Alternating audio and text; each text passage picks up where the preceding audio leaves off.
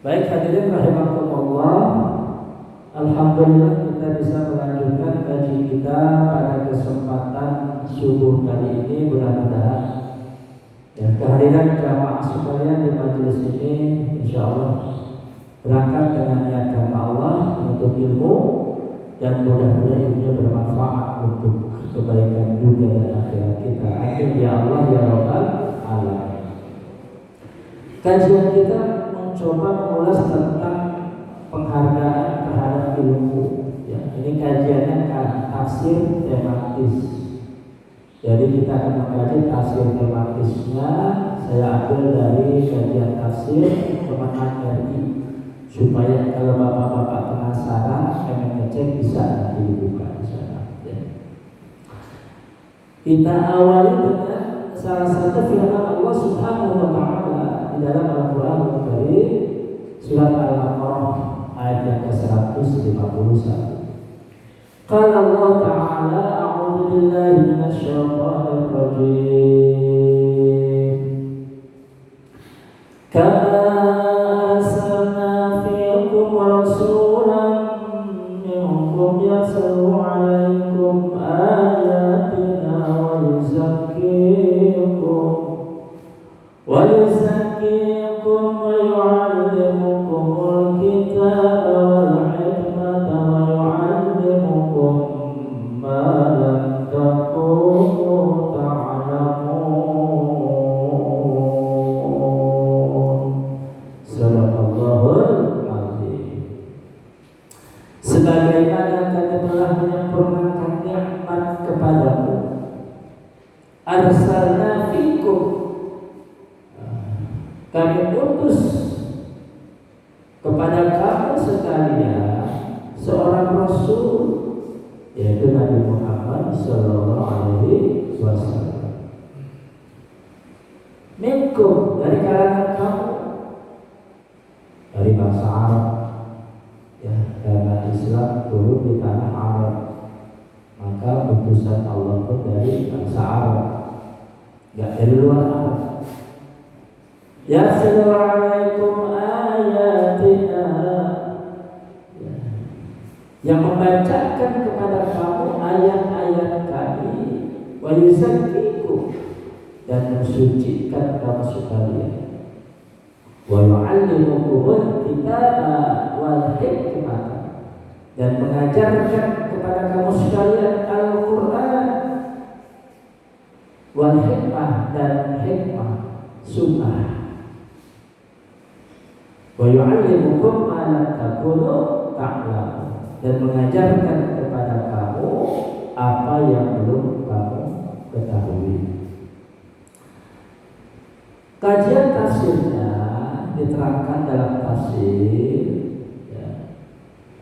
di antara penyempurnaan nikmat Allah kepada kita, kepada umat manusia, adalah Allah mengutus Nabi Muhammad sallallahu alaihi wasallam. Artinya Rasulullah merupakan kesempurnaan nikmat Allah untuk kita, yang tugasnya membacakan ayat-ayat Allah. Makanya kemarin ada pertanyaan tentang Al-Quran itu, kalamullah itu maksudnya apa? Gitu ya. Nah, kalau para alim ulama sudah menyampaikan kepada kita supaya dipahami dengan baik, jadi nggak berdebat masalah Al-Quran itu makhluk atau bukan segala macam. Kita berangkat pada tujuan awal, Allah menurunkan Al-Quranul Karim, kalam Allah Ta'ala al-munazzalu ala sayyidina Muhammadin bil-i'jazi bi suratin minhu wal muta'abbadu bi tilawati. Minimal itu kita pahami. Ada yang lebih luas lagi silakan. Ya, itu kalam Allah yang diturunkan. Maka sifat ayat Al-Quran disebut dengan ayat-ayat tanziliyah yang diturunkan oleh Allah Subhanahu wa ta'ala. Kita tahu ada ayat yang sifatnya kauniyah, alam ciptaan, alam semesta. Ya, itu merupakan ayat-ayat kaumnya. Al-Munazzalu ala Sayyidina Muhammadin, yang diturunkan kepada Nabi Muhammad sallallahu alaihi wasallam, diturunkannya kepada Nabi Muhammad sallallahu alaihi wasallam untuk apa? Lil-i'jazi, untuk mu'jizat, sebagai tanda kenabian, tanda kerasulan Muhammad sallallahu alaihi wasallam. Kalau yang lain kan kejadian luar biasa, mukjizatnya. Laut berbelah menjadi dua, bisa menghidupkan orang yang sudah mati, menyembuhkan orang yang sakit, hidup di dalam perut ikan hiu. Dan mukjizat Nabi yang lain itu hilang bersama dengan kembalinya, meninggalnya, wafatnya para nabi dan rasul. Tetapi Al-Quranul Karim sebagai mukjizat yang diberikan kepada Rasul terakhir tidak musnah, tidak hilang, bahkan kekal hingga akhir zaman. Walaupun Rasulullah telah kembali ke hadirat Allah Subhanahu wa ta'ala dengan apa kemukjizatannya? Di suratin minhu, dengan surat-surat yang ada di dalamnya.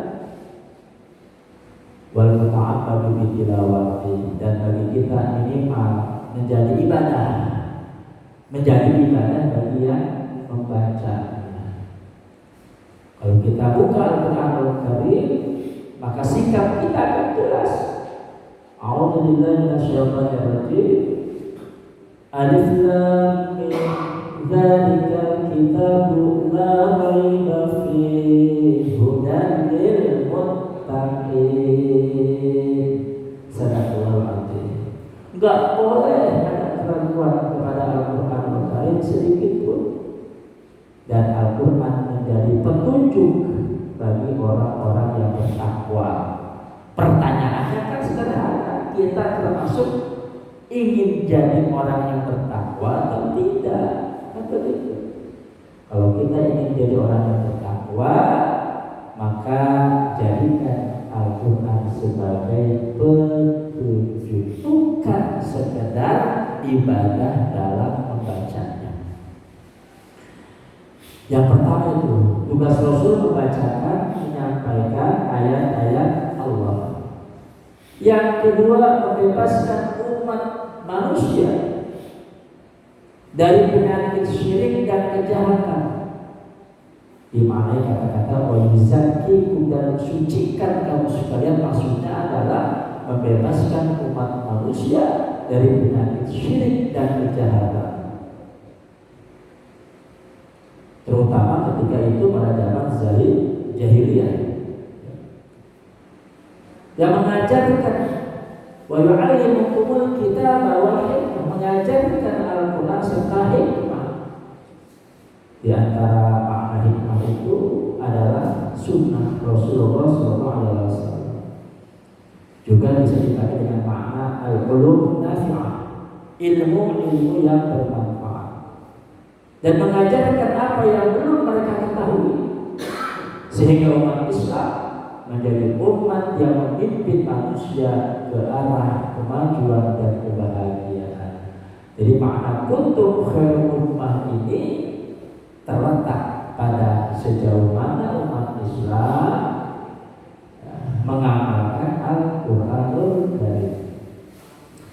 Ibnu Katsir menerangkan bahwa mereka dahulu berada dalam jahiliyah yang sangat bodoh dan sangat rendah budi pekertinya, lalu berubah berkat risalah yang dibawa oleh Nabi Muhammad sallallahu alaihi wasallam ke tingkat para wali dan tabi'at, para ulama yang luas ilmunya dan tinggi adab kesopanannya, jujur dan benar dalam semua tutur kata dan amal perbuatan. Ya. Ini yang sekarang sedang diperjuangkan. Ya. Revolusi akhlak.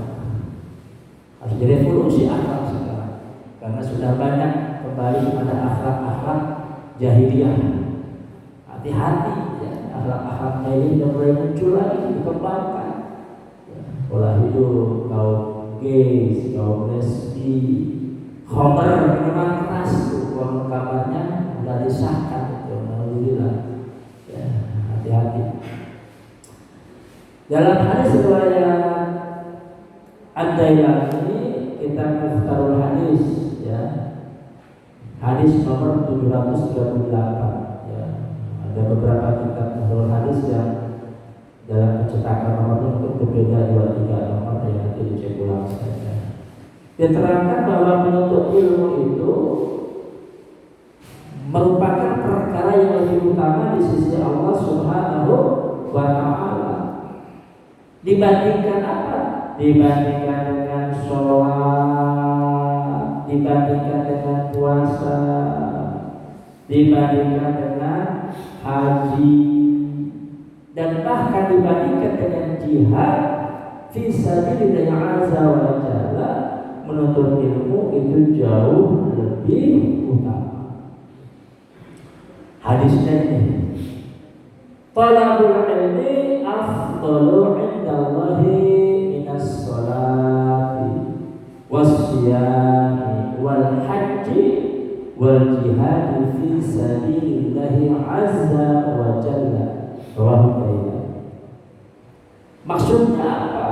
Sholat kita, puasa kita, haji kita, jihad kita tidak akan bernilai di sisi Allah Subhanahu wa Ta'ala jika tidak dilandasi dengan ilmu.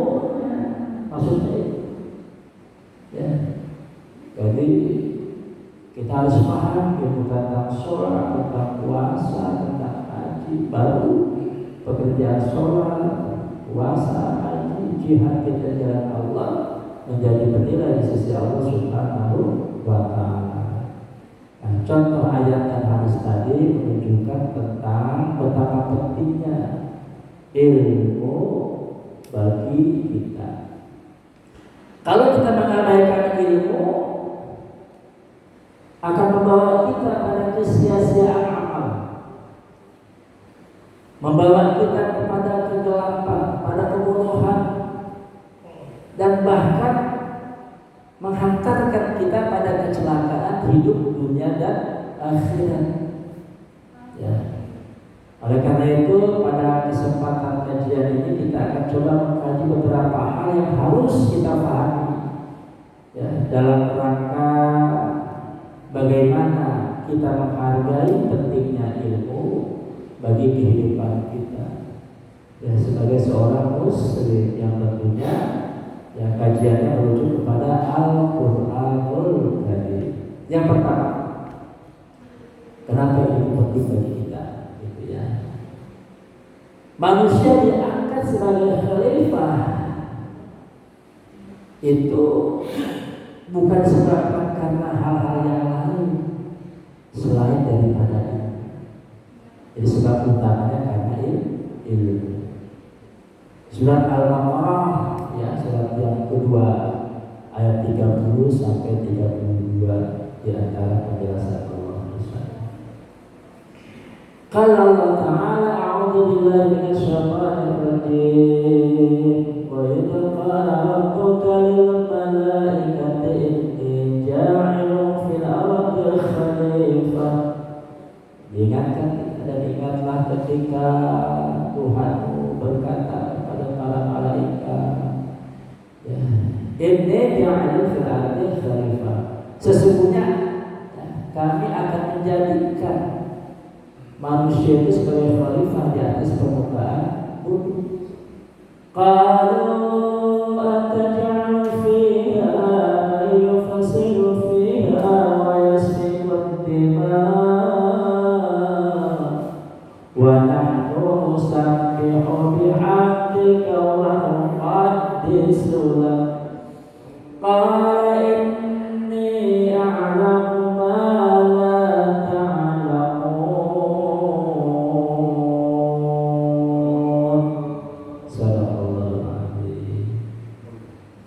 kenapa enggak kami saja, kata malaikat ya, kenapa engkau menciptakan manusia sebagai khalifah, padahal manusia itu senang membuat kerusakan di muka bumi, senang menumpahkan darah, berperang.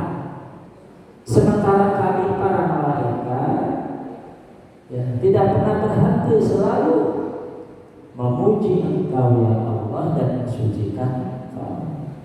Allah jawab, qala inni a'lamu ma la ta'lamun. Aku lebih mengetahui daripada kamu dan kamu tidak mengetahui. Ayat berikutnya, wa 'allama Adam al-asma'a kullaha thumma 'aradahu 'ala al-malaikati faqala anbi'uni bi asma'i ha'ula'i in kuntum shadiqin.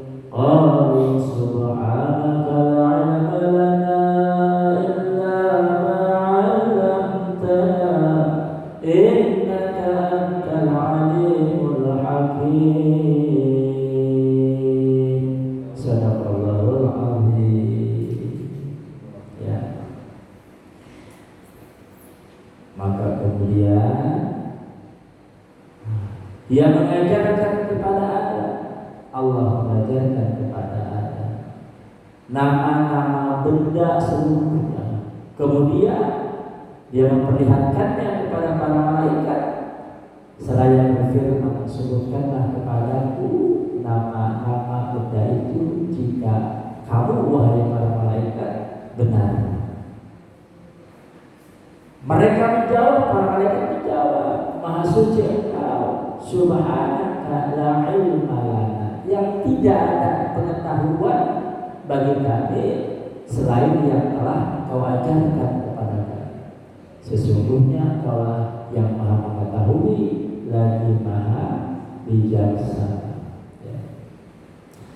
Dalam tafsir dijelaskan cukup panjang tafsirnya, banyak sekali, tapi insya Allah dengan kita memahami tafsirnya akan lebih dekat dengan Al-Quran.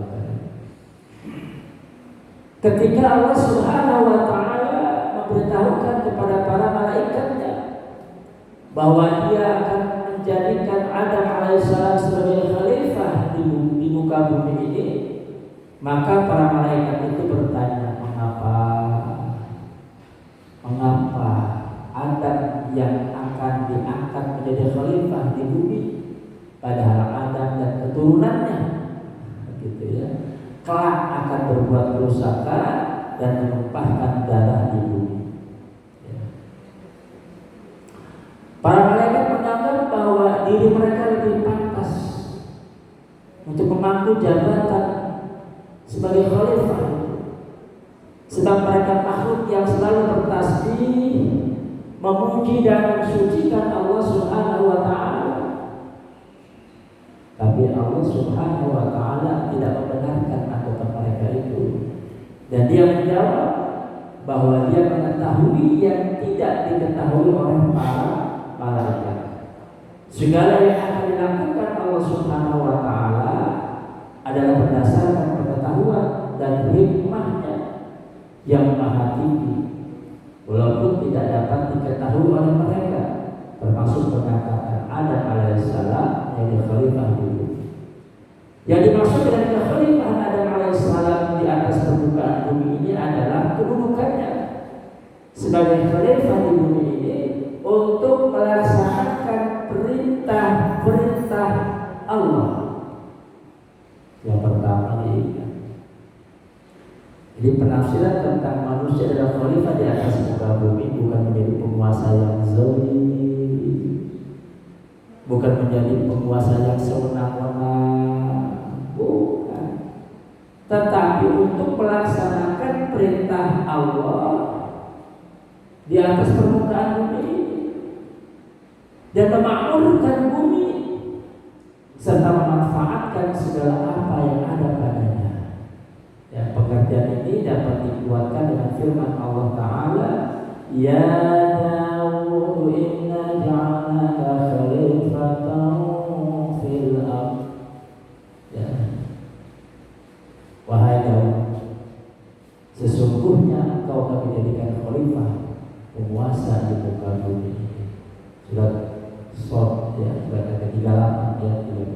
26. Sebagaimana kita ketahui bahwa Daud alaihissalam di samping menjadi nabi juga menjadi raja bagi kaumnya. Ayat ini merupakan dalil tentang wajibnya kaum muslimin memilih dan mengangkat seorang pemimpin tertinggi itu sebagai tokoh pemersatu antara seluruh kaum. Tentunya kaum muslimin yang paling yang dapat memimpin umat untuk melaksanakan hukum-hukum Allah di atas muka bumi. Para ulama telah menyebutkan syarat-syarat yang harus dimiliki oleh seorang pemimpin itu antara lain ialah adil serta berpengetahuan yang memungkinkannya untuk bertindak sebagai hakim dan sebagai mujtahid, tidak mempunyai cacat jasmaninya serta berpengalaman cukup dan tidak dilintasi dalam menjalankan hukum-hukum Allah. Dan satu contoh saja, Rasulullah SAW pernah mengatakan perkara keadilan ini betul-betul tidak membedakan sampai kepada anak sendiri, keluarga sendiri, ditegakkan hukum. Laukan Fatimah binti Muhammadin sarqat laqattu yadaha. Nabi mengatakan begitu, seandainya Fatimah anak Muhammad ini mencuri, laqattu yadaha, pasti akan aku potong tangannya. Sampai begitu. Ya. Seandainya anak kita yang mencuri, nah, pertanyaannya begitu, apakah kita bisa bertindak seperti Rasulullah SAW? Intinya bukan memenuhi yang pertama hukum tegakkan tanpa pandang bulu. Yang kedua, jaga keluarga kita untuk tidak melanggar hukum. Ya. Ayat ini menerangkan bahwa Allah Subhanahu wa Ta'ala mengajarkan kepada Adam alaihissalam nama-nama, tugas dan fungsinya seperti Nabi dan Rasul. Tugas dan fungsinya sebagai pemimpin umat. Manusia memang makhluk yang dididik, bahkan harus dididik. Karena ketika baru lahir, bayi manusia tidak dapat berbuat apa-apa. Ya, anggota badan dan otak serta akalnya masih lemah.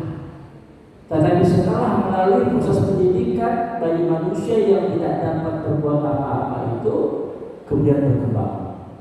Ya, dan melalui pendidikan yang baik, apa saja dapat dilakukan oleh manusia. Itu pendidikan.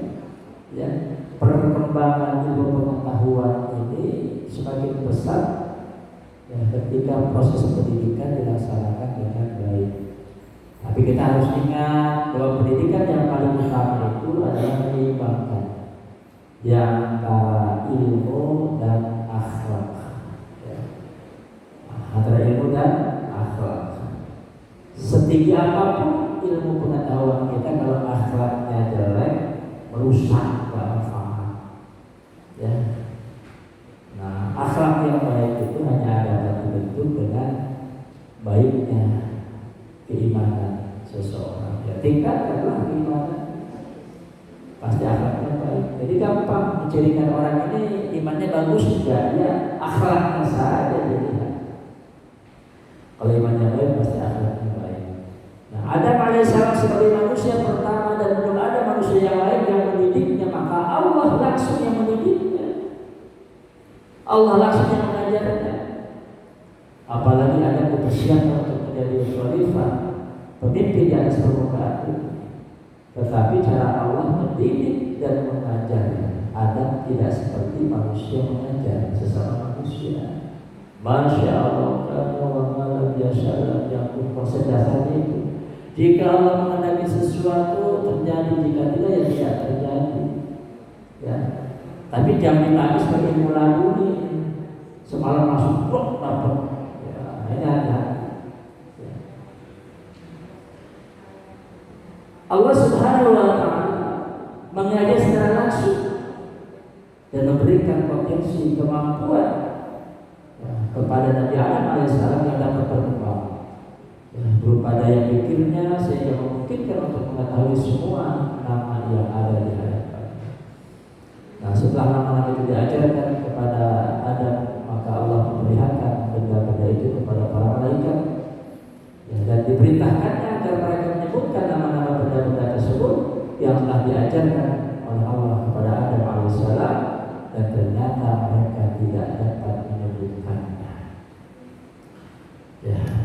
Pengakuan akan keterbatasan hanya merupakan bagian dari sikap seorang mukmin. Setinggi apapun yang kita miliki, semakin tinggi yang kita miliki, semakin kita faham tentang keterbatasan kita. Wa ma utitu minal ilmi illa qalila. Dan tidaklah aku ajarkan kepada kamu tentang ilmu itu kecuali cuma sedikit. Jadi kalau kata pepatah, semakin berisik padi itu semakin merunduk. Begitu pula malaikat yang senangnya bertasbih memuji Allah, memahami ini dengan baik. Keterbatasan, nggak tahu kalau Allah nggak kasih tahu.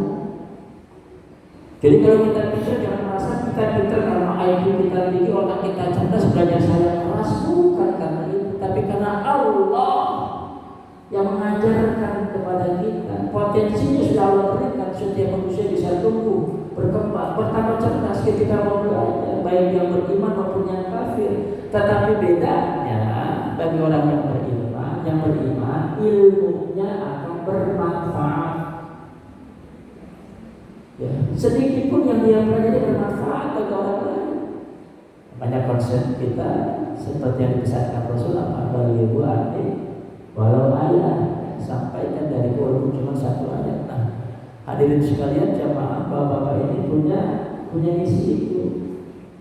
Gak usah sungkan dan gak usah merasa takut disebut ini itu, buang jauh-jauh perasaan itu. Ada kewajiban kita menyampaikan yang kita pahami walaupun sedikit kepada orang lain, kalau itu bermanfaat. Dan insya Allah menjadi jaringan kita. Nah, hal ini memperlihatkan keterbatasan pengetahuan para malaikat itu, dan agar mereka mengetahui keunggulan Nabi Adam alaihissalam sebagai manusia terhadap mereka, dan agar mereka mengetahui ketinggian hikmah Allah dalam memilih manusia sebagai khalifah. Hal ini juga menunjukkan bahwa jabatan khalifah itu mengatur segala sesuatu dan menegakkan kebenaran dan keadilan di muka bumi ini memerlukan pengetahuan yang banyak dan kemampuan serta daya pikir yang kuat. Setelah para malaikat menyadari kekurangan ilmu pengetahuan malaikat karena tidak dapat menyebutkan sifat-sifat makhluk yang ada di hadapan mereka, maka mereka mengakui terus terang. Nah, itu pengakuan. Ya, contoh kecil kita juga lah, katakanlah para guru, para ustadz, para penceramah itu harus sadar ada keterbatasan, tidak serta tahu, dan jangan kepengen sok tahu. Kalau nggak tahu ya bilang saja, saya belum paham, saya belum belajar tentang ilmunya. Jangan maksakan. Jadi terus terang kata keterbatasan. Dan ketika ada pengakuan itu, maka yang muncul adalah pribadi yang mengakui kesucian dan kemahatinggian Allah Subhanahu wa Ta'ala, dan kita makhluk yang penuh dengan sifat-sifat kekurangan. Sementara Allah tidak punya sifat kekurangan. Dan mereka menyatakan tobat kepadanya. Mereka pun yakin bahwa segala apa yang dilakukan Allah tentulah berdasarkan ilmu dan hikmahnya yang maha tinggi dan maha sempurna. Termasuk masalah pengangkatan Nabi Adam alaihissalam sebagai khalifah. Nah, hal ini mengandung pelajaran bagi manusia yang memiliki karunia ilmu pengetahuan yang lebih banyak dari yang diberikan kepada para malaikat dan makhluk-makhluk yang lainnya, hendaklah selalu mensyukuri nikmat Allah. Dan nikmat Allah yang terpenting itu adalah nikmat ilmu. Ya. Tidak menjadi sombong, tidak menjadi aku. Ya, karena sesungguhnya pengetahuan yang kita miliki itu datangnya dari Allah Subhanahu wa Ta'ala. Ya. Jadi wa ma utitu minal ilmi illa qalila ini menjadi perisai yang membentengi kita untuk tidak menjadi sombong dan takabur tentang ilmu yang kita miliki. Baik hadirin rahimakumullah, demikian untuk kajian kita pada kesempatan hari ini. Mudah-mudahan ada manfaat untuk kita semua, dan saya berharap ya, kita bisa